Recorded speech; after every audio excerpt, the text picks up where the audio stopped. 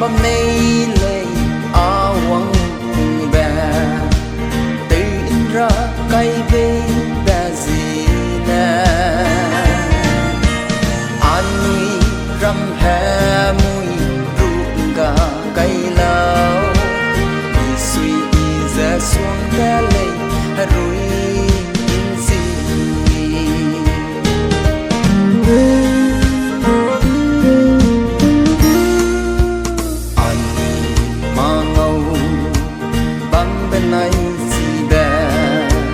sama za anui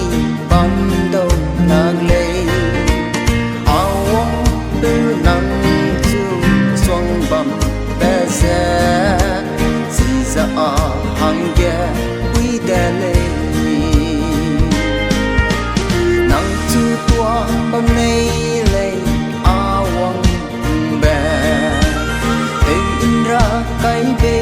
ba si ram hè mui ruộng gà cây lâu đi suy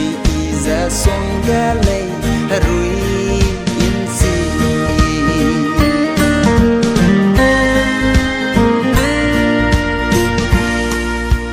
đẹp dù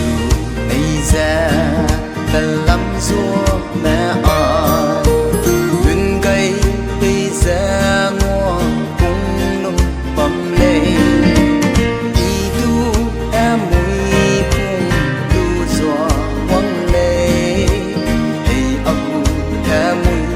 cây bì lệ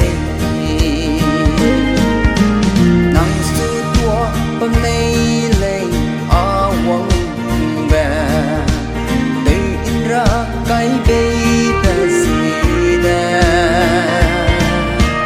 anui ram hè mui